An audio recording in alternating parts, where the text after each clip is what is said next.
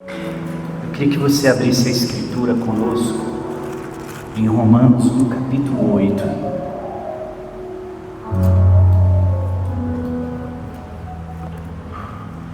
Romanos, capítulo 8. Está escrito assim: portanto, agora nenhuma condenação há para os que estão em Cristo Jesus, que não andam segundo a carne, mas segundo o Espírito.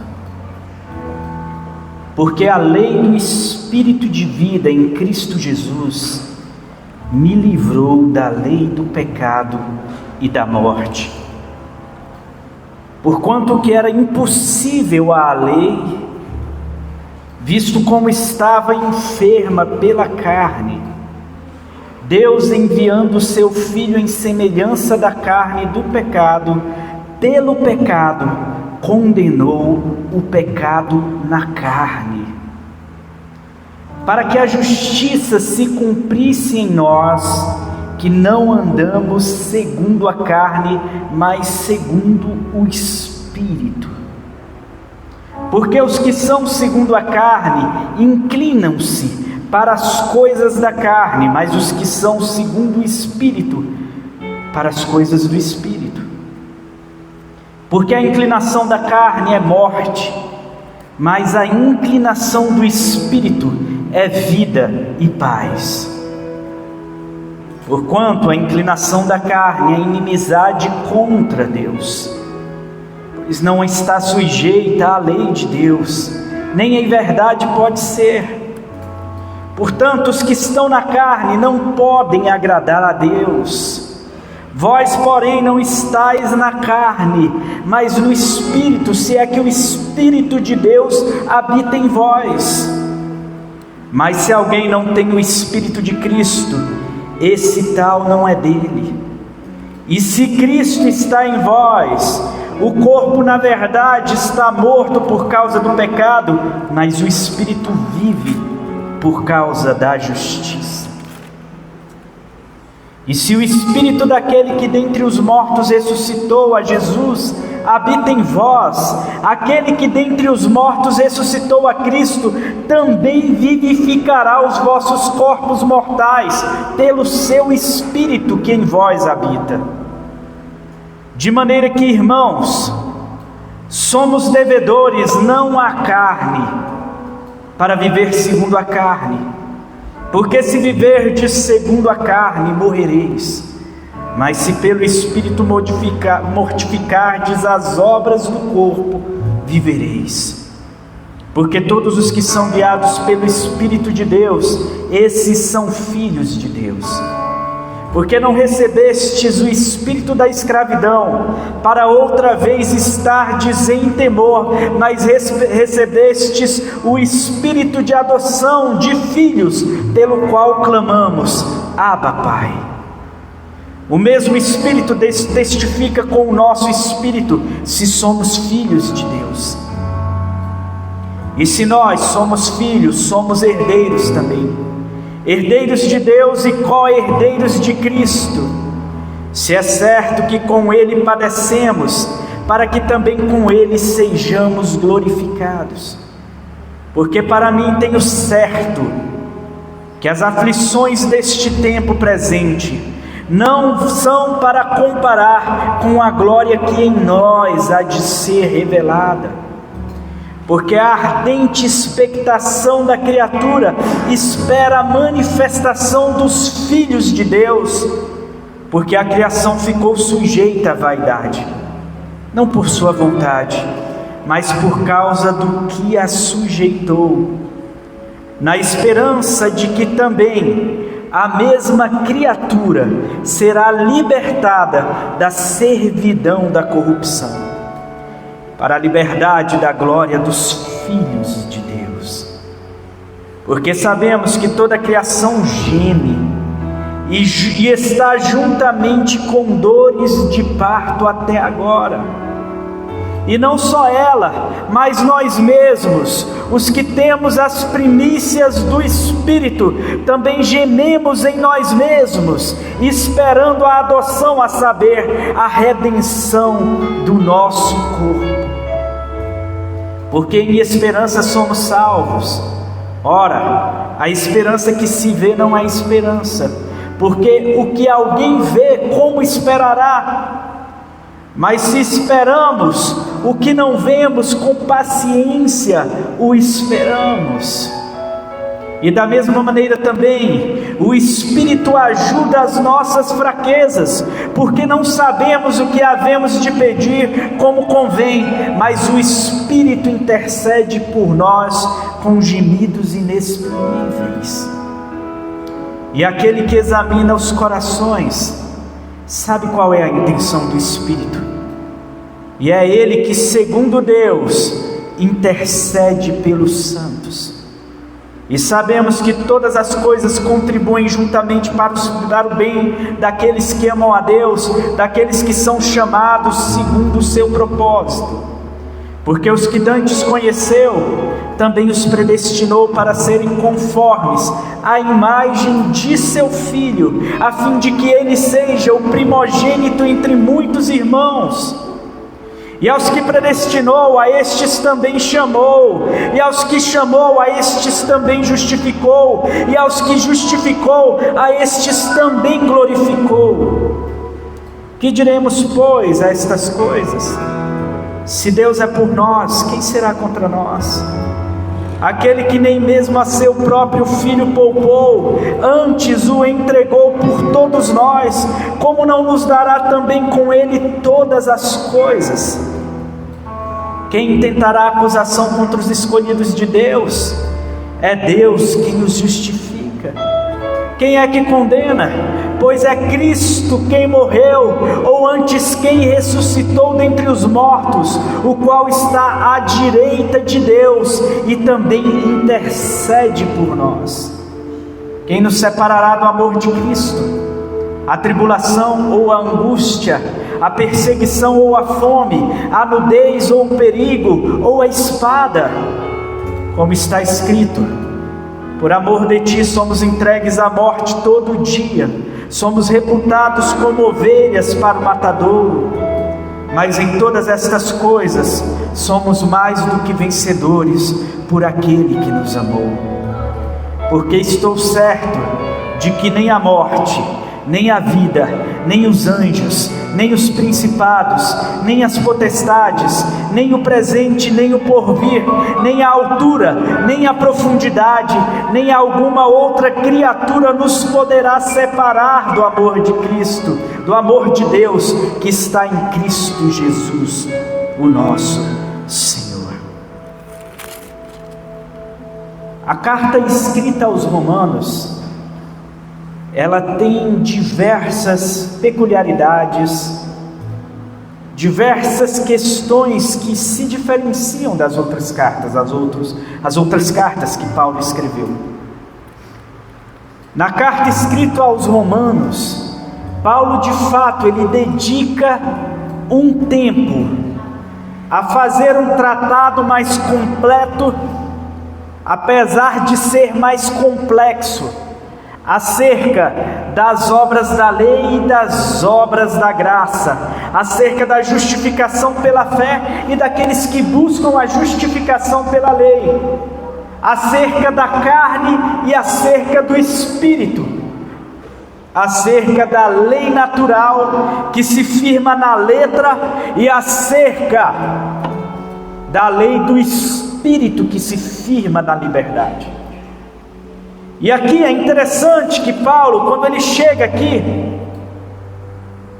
no capítulo 8, ele vem traduzindo sobre a ausência de condenação para aqueles que estão em Cristo Jesus, ou seja, a condenação está completamente ausente. Eu queria primeiro que você entendesse isso. Você que está em Cristo Jesus, não existe um pingo, um ponto, uma exclamação, uma letra, uma vírgula de condenação contra você. E é impressionante que os que estão em Cristo Jesus, por causa da lei da religião, normalmente são os que mais se sentem culpados, são os que mais são visitados pela culpa, pela angústia da culpa. Os que estão em Cristo Jesus são os que mais são visitados pela angústia da condenação. Mas Paulo já inicia aqui dizendo: portanto, nenhuma condenação há para os que estão em Cristo Jesus. Gente, nenhuma. É a ausência completa de condenação contra a tua vida.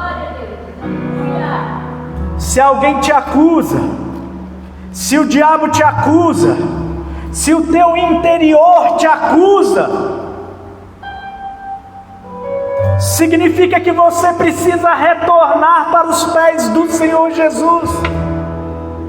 Porque se você sente sobre você alguma condenação, significa que o engano tenta repousar no teu coração. E o que você deseja? Dar voz para o engano? Ou dar voz para a graça do Senhor Jesus? Dar atenção para a voz da mentira, para a voz do acusador, ou dar atenção para a voz da graça do Senhor Jesus?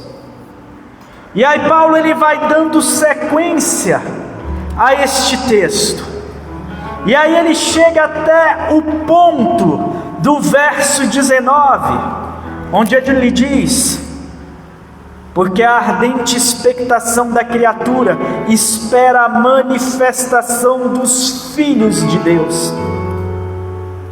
Porque a criação ficou sujeita à vaidade, não por sua vontade, mas por causa daquele que a sujeitou.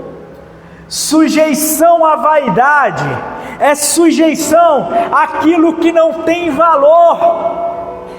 Porque o ser humano, ele sujeitou a natureza, a própria condição de não ter valor algum, porque vaidade é o que é vão, é o que é fútil, é o que é sem valor algum. E o homem, no seu orgulho, ele consegue tornar vão, fútil, sem valor, o que antes o próprio Deus, após criar, disse: porque isto é bom. O homem, ele pega aquilo que é do Senhor, e que o próprio Senhor testificou de ser bom, e converteu em nada, por conta do orgulho. E aí ele continua dizendo: porque a criação ficou sujeita à vaidade, não por sua vontade, mas por causa do que a sujeitou, na esperança de que também a mesma criatura será libertada da servidão da corrupção para a liberdade da glória dos filhos de Deus. E aqui nós entramos num contraponto, num paradoxo. Porque a maioria de nós precisamos nos convencer de que sobre nós não reside qualquer condenação, nenhuma condenação. O tempo da condenação hoje é um quarto vazio, onde não há nenhuma mácula. Entretanto, nós ainda habitamos um corpo, em que na nossa carne nós podemos sentir ainda a natureza pecaminosa. Porque o nosso corpo, ele está o tempo todo sujeito à corrupção. O nosso corpo, ele está o tempo todo sujeito ao erro e ao pecado. E como pode isso? Se não há nenhuma condenação, como pode o meu corpo estar sujeito ao pecado?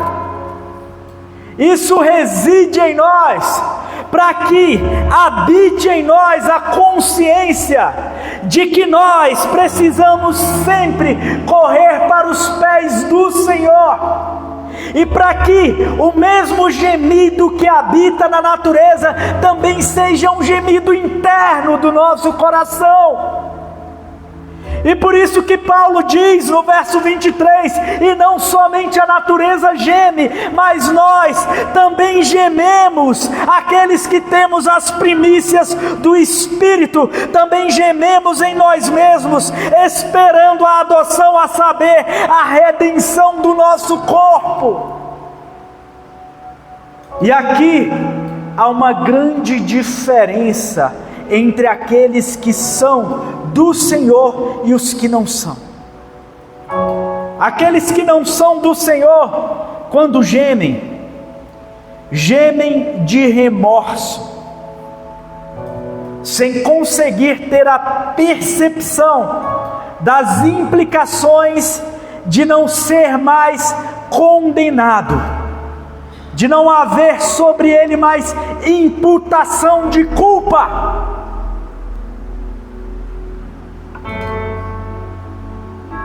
Imagine você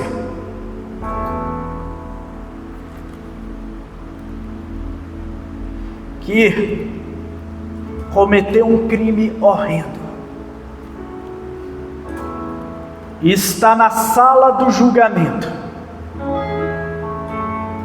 e ali estão todos os teus acusadores.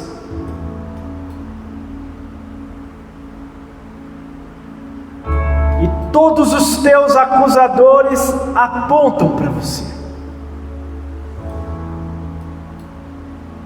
mas a pena que sobre você é devida, nem mesmo uma eternidade no inferno, uma prisão perpétua, seria suficiente para pagar. E aí no teu lugar levanta um e diz: eu posso pagar essa pena. E de repente sobre você não existe mais nenhum acusador, mas os acusadores todos agora se voltam e apontam para o teu substituto maldito, porque ele se fez maldição, para que por meio dele nós fôssemos feitos justiça de Deus. Entretanto, você sai dali isento de condenação, completamente absolvido, com os portões da liberdade abertos, escancarados diante de você. E você pode atravessá-los para viver o que outrora lhe seria impossível. E você respira o ar da liberdade, sabendo que ele respirou o ar da prisão. Você respira o ar da vida, sabendo que ele expirou o aroma da morte. Mas quando você sai ali, e você é revestido da consciência de que você é filho de Deus, e que sobre você não há nenhuma condenação, mas você ainda percebe que no teu corpo reside o pecado, e que o teu corpo e a tua carne tantas vezes te conduz ao desejo pecaminoso, e que você precisa lutar contra isso ardentemente, porque você continua obstinado, você continua orgulhoso, você continua impaciente, você continua ansioso, você continua sem fé, não confiante em Deus. Quando isso acontece no coração de alguém que é filho de Deus, não tem como esse coração não gemer, porque agora o que ele mais deseja é a libertação deste corpo de morte. E essa é a grande diferença entre nós e os filhos das trevas, porque os filhos das trevas, eles vão se deleitar na morte, eles vão olhar para o pecado, eles vão olhar para o deleite dos desejos, dos prazeres, e eles vão se entregar por completo. E eles vão olhar para esta vida como sendo a única vida possível. Eles vão olhar para a sua escravidão como sendo a única realidade possível. Então, se não resta para eles a esperança da glorificação, não restará para eles também nenhum gemido de dor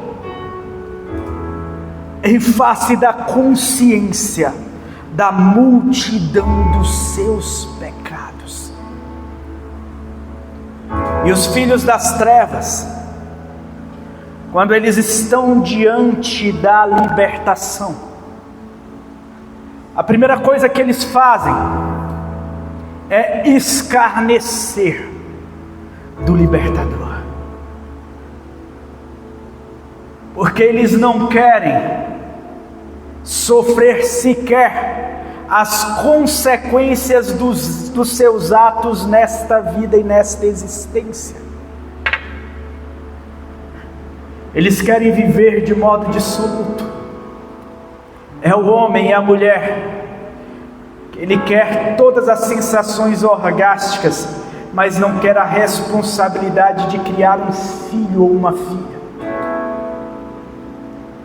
É o homem ou a mulher que quer ampliar, exponencializar a sensação que consome o seu ser, e ele injeta droga, ou ele cheira uma carreira de cocaína, e ele vê o seu coração pulsando, ele vê aquela bomba de adrenalina, e ele sente os seus sentidos, todos eles ficando mais aflorados, e ele se diverte com aquilo, até que a depressão se achegue e bata à porta, e ele se vê completamente escravizado e atolado.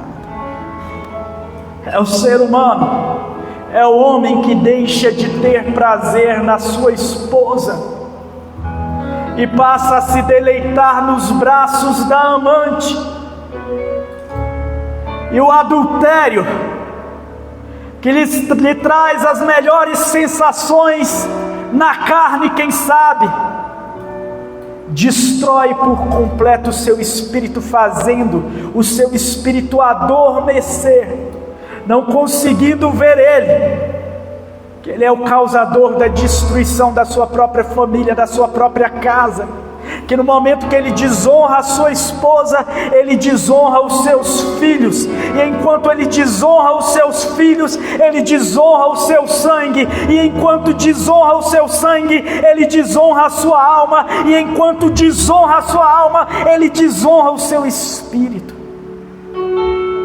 Esse gemido precisa estar presente no coração daqueles que são filhos de Deus, porque se não houver esse gemido presente, essa dor presente nos nossos corações, significa que a nossa mente já cauterizou, significa que nós já nos adormecemos para a realidade da grandeza, do sacrifício que o Senhor Jesus empenhou e se entregou naquela cruz. E ele continua dizendo: porque em esperança fomos salvos. E aqui entra o grande detalhe, é porque quando se abriram as portas da liberdade, nós sabemos que nós fomos absolvidos da condenação. Mas quando a gente olha para os nossos corpos, e a gente olha para a nossa carne, a gente diz: meu Deus, mas como que eu vou honrar aquele que de modo tão profundo me amou, aquele que de modo tão profundo se entregou, aquele que recebeu a pena, que recebeu o castigo no meu lugar? Porque eu não consigo, não existe em mim, não habita em mim condições de fazer isso. Porque na verdade eu sei que a lei da morte ainda tenta me reger. Quantas vezes eu não retorno, mas o Senhor, Ele nos dá a esperança da redenção do nosso corpo. Mas não somente a redenção do nosso corpo, é a redenção de todas as coisas, é a redenção da natureza, é a redenção do cosmos, é a redenção dos planetas, é a redenção de tudo aquilo que você consegue perceber como obra da criação do Senhor. E nós colocamos o nosso coração tão somente nessa esperança. Apesar de gemermos, nós descansamos nessa expectativa. Apesar de gemermos, apesar de sentirmos dores, nós descansamos na expectativa de que em breve nós seremos transformados.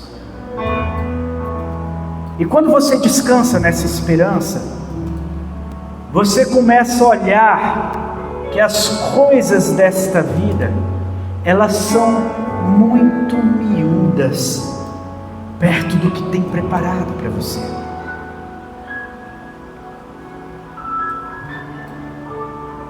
Ser fiel no pouco, e sobre o muito te colocarei. Ser fiel no pouco. Você talvez deseje, quem sabe, um salário de 20 mil reais. Mas você já imaginou o que são 20, 30 mil reais perto das riquezas que o céu tem para você? Você já imaginou o que são 30, 40 mil reais? O que é ser milionário? As riquezas de Salomão não chegam perto e não se podem comparar ao que o Senhor tem preparado para você. Mas porque a tua expectativa ainda se volta para esta realidade aqui? Por quê? Por que a tua esperança ainda é toda consumida por esperanças em vaidades, em coisas fúteis desta realidade aqui? Na frente do que você faz, não devem estar as riquezas, não deve estar a possibilidade de poder, não deve estar nada, mas unicamente a glorificação de Deus. E quando você entende isso, que tudo em primeiro lugar está a glória de Deus, ainda que você estude, você se prontifique a alcançar um salário maior, mas aquilo, você já considerou aquilo como sendo muito pequeno, como sendo igual a nada, perto daquilo que o Senhor tem preparado para você. Às vezes eu fico olhando a dificuldade que alguns irmãos têm, por exemplo, de ofertar, porque estão com o coração estão com os corações tão presos a esta realidade aqui, que não conseguiram compreender a natureza da grandeza do que está preparado no porvir. E aqui eu não estou falando de oferta financeira tão somente, não. Eu estou falando na oferta de entrega. em tudo aquilo que de alguma forma glorifica o nome do Senhor. O teu tempo, a tua dedicação. Nós estamos hoje tão voltados para os nossos corpos, nós estamos hoje tão voltados para aquilo que está diante de nós, que nós nos esquecemos que a grande realidade é que a nossa geração, ela é pobre, cega e nua, que as nossas vestes são trapos, que as nossas casas são barracos, que os nossos corpos são totalmente aleijados,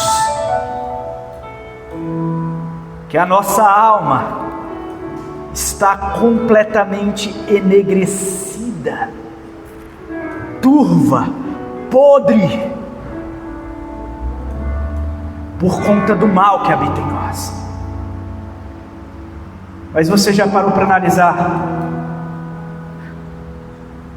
que na ocasião da redenção de todas as coisas, num abrir e fechar de olhos, os teus olhos irão contemplar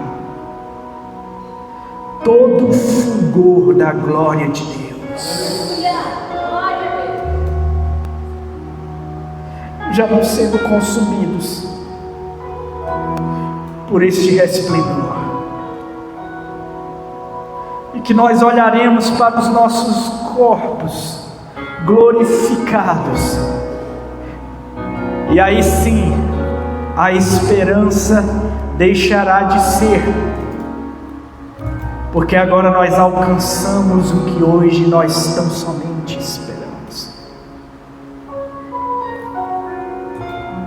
E aqui eu vou dar um salto para o verso 34, para o verso 31.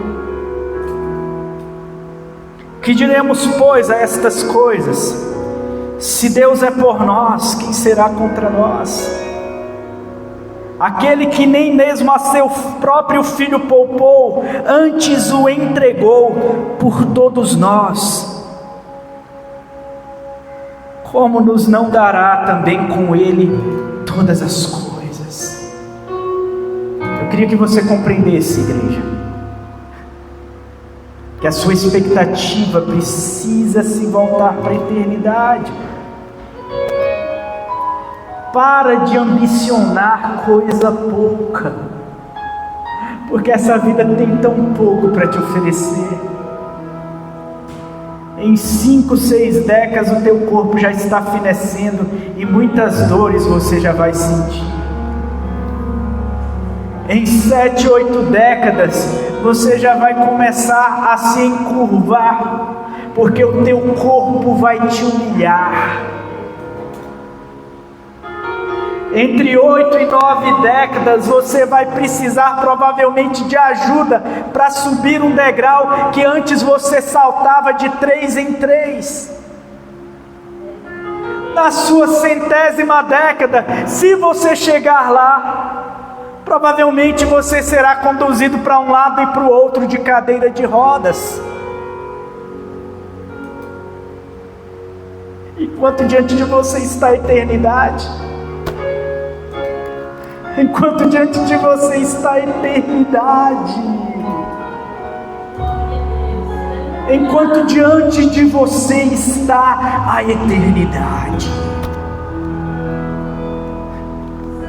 coloque o teu coração naquilo que é indestrutível, firme o teu coração no eterno e em Cristo que é eterno.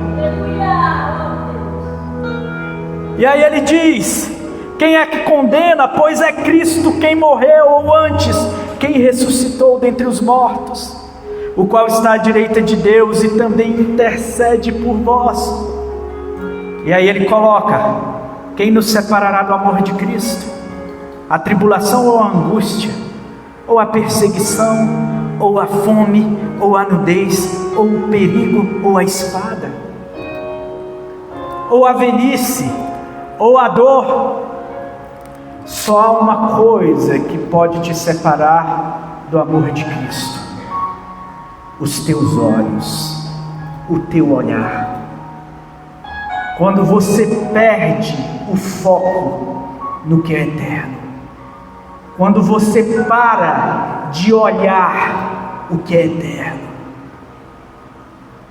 e quando você coloca os teus olhos e a tua esperança nisso que é passageiro. Lembrem do seu Senhor, que Ele já te livrou de toda condenação. E agora coloque os teus olhos nele, a tua esperança completa nele. E que essa esperança, tal como é a esperança da criação, que ela seja ardente no teu interior.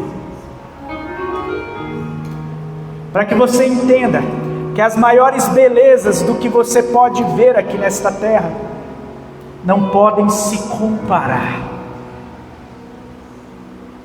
ao que irá se manifestar a partir daqueles que são filhos de Deus.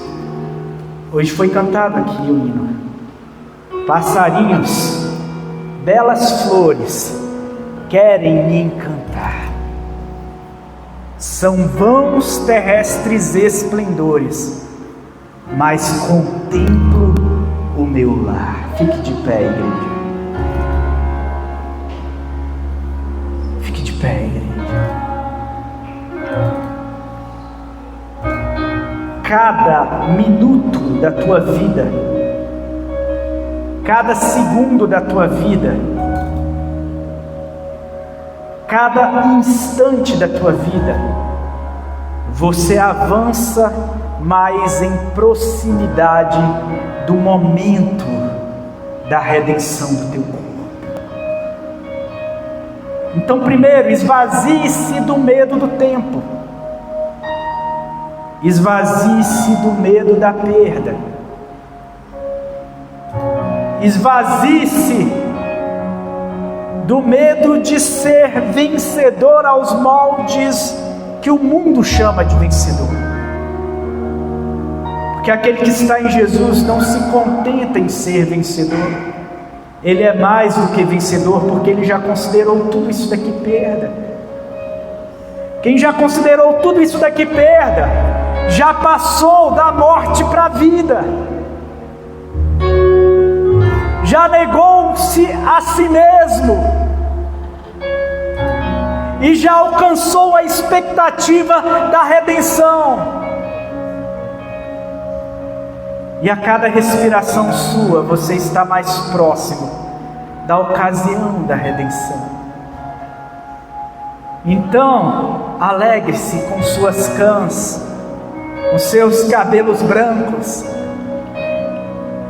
Alegre-se com essas ruguinhas que vão nascendo na sua pele. Alegre-se de ver seus filhos crescerem. E de repente você fala: nossa, já tem 18 anos. Porque em cada passo que você dá, você caminha para a ocasião da glorificação. Senhor Deus e Pai, o Senhor faça os nossos olhos se firmarem em Ti, Senhor, porque isso de fato é andar em Espírito. E aquele que anda em Espírito, Senhor, não se inclina mais para a carne, porque a carne, ela o tempo todo está querendo que nós desviemos o nosso olhar.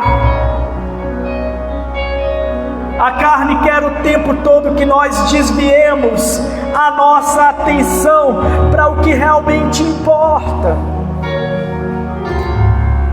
O sonho americano, o American Dream, ele é tão pequeno perto daquilo que está preparado para os teus. Senhor, encha os corações daqueles que estão aqui de esperança. Encha, Senhor, faça arder, faça-os gemer de expectativa e de esperança, Pai. faça-os gemer, assim como a criação geme, Pai. Tal como a criação chora, tal como a criação sente as dores como de parto, Pai, faz com que os teus filhos sejam visitados por essa dor, saindo da dormência, de estar morto em ofensas e em pecados, mas estando já vivificados. É o que eu te peço, Pai. É o que eu desejo para a nossa congregação, que é tão fraca, que é tão simples. É que eu desejo para todo aquele, Senhor, que em algum momento contemplou a Tua misericórdia e mergulhou na Tua graça, Pai. Em nome de Jesus. Amém. Você quer contar?